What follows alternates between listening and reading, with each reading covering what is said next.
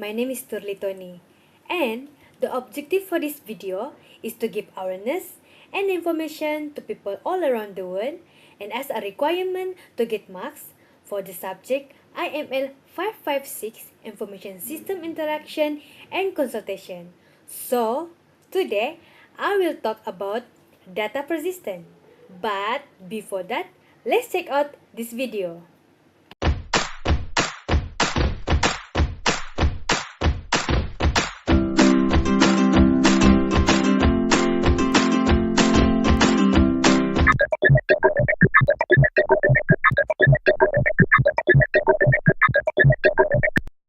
In computing, a persistent data structure is a data structure that always preserves the previous version of itself when it is modified.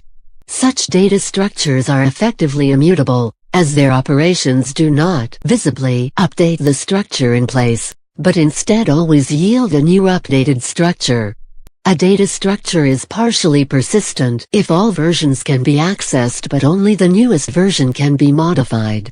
The data structure is fully persistent if every version can be both accessed and modified.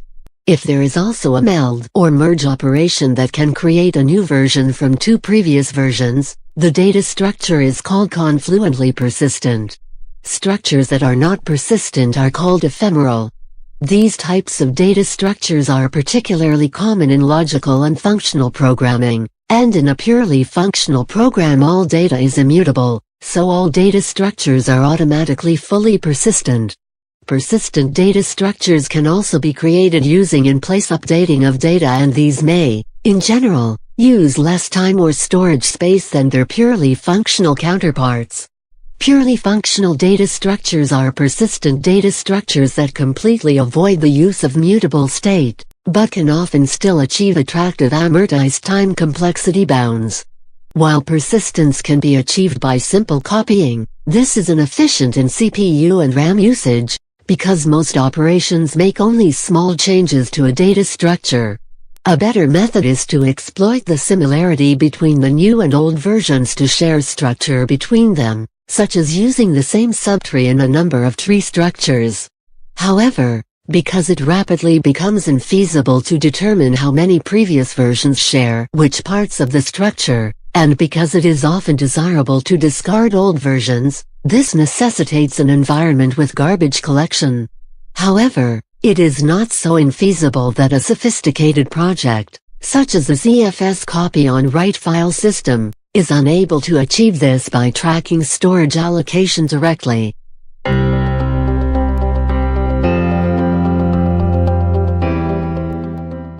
Persistent is the continuance of an effect after its cause is removed. In the context of storing data in a computer system, this means that the data survives after the process with which it was created has ended. In other words, for the data store to be considered persistent, it must write to a non-volatile storage. If you need persistence in your data store, then you need to also understand the four main design approach that a data store can take and how this design provide persistence. So, the four main design approach is 1. The pure in-memory, no persistence at all, such as scalaries. Second, in-memory with periodic snapshot, such as oracle coherence or Redis. Third, these bus with the update in place write, such as MongoDB. And the last one, commit log based, such as all traditional OLTP database. There are three approaches to make data structure persistent. The first one is the path copying. Make a copy of the node we are about to update. Then proceed for update. And finally, cascade the change back through the data structure. Something very similar to what we did in example 2 above. This causes a chain of update. Until you reach a node, no other node points to the road. Second is the fat nodes. As the name suggests, we make every node store its modification history, thereby making it fat. The last one, nodes with boxes. Amortized zero, one time in space, can be achieved for access and update. This method was given by Slater, Tarjan, and their team. A. One modification to the node. The modification could be of one of the pointer, or to the node keys, or to some other node specific data. B. The time when the mode was applied. The timestamp is crucial for reaching to the version of the node we care about. One can read more about it here. With this algorithm, given any time t, at most one modification box exists in the data structure with time t. Thus, a one modification at time t split the tree into three parts. One part contains the data before time t, one part contains the data from after time t, and the last one part was unaffected by the modification. For our next topic is the type of data persistence structure that consists of two, which is the hard disk drive and the solid state drive. This can be in the form of file, block, or persistent storage. Persistence is beneficial so that in the event of a crash or reboot, data is not lost. Persistent storage refers to storage volumes usually associated with stateful applications such as database that remain available beyond the life of individual container. Persistent storage volumes can be contrasted with ephemeral storage volumes that live and die with containers and are associated with stateless apps. Data persistent storage. There are three different approaches to store data persistently. First is the durable writer history. The durability cost policy control whether or not and how published samples are stored by the data writer application. Conix provides the capability to make the data writer history durable. By persisting its content in a relational database, this makes it possible for the history to be restored when the data writer is restored. The association between the history stored in the database and a data writer is done using the virtual GUID.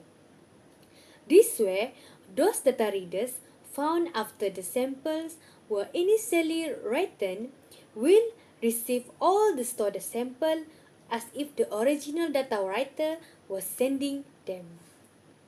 Second is the durable reader state. Durable reader state allows a data reader to locally store its state in disk. And remember the data that has already been restored by the application. When an application restarts, each data reader configured to have durable reader state automatically reads its state from this. Data that has already been processed by the application before the restart will not be provided to the application again. Conix requires a relational database to persist the state of a data reader. This database is accessed using ODBC. And last one is the persistent service. Persistent service is a Connect application that serves data sample through transient or permanent storage. So, they can be delivered to subscribing applications that join the system at a later time, even if the publishing application has already been terminated. Persistent service run as a separate application. You can run it on the same node as the publishing application, the subscribing application, or some other node in the network. When configured to run in persistent mode, persistent service can use the file system or a relational database that provides an ODBC driver. For each persistent topic, it collects all the data written by the corresponding persistent data writer and store them into persistent storage. See the Persistent Service Release Note for the list of platform and relational database that have been tested. When configured to run in transient mode, Persistent Service stored the data in memory. What is the advantage that we can gain from using this data persistence structure? Firstly is the data structure allow information storage on hard disk. Second is to provide means for management of large data set such as database or internet indexing services. Next is to allow safe storage of information on a computer. The information is still available for later use and can be used by multiple programs.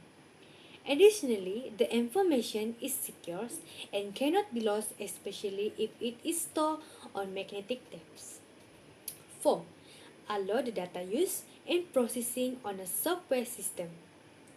And the last one is to allow easy processing of data. As the conclusion, the data persistence structure is very important to us because all the data that we want to keep is safe, and even the devices that being used is automatically off or shut down, the data can still be retrieved and used for any particular need. Thanks everyone for watching my video, and don't forget to click the button like. Thank you everyone.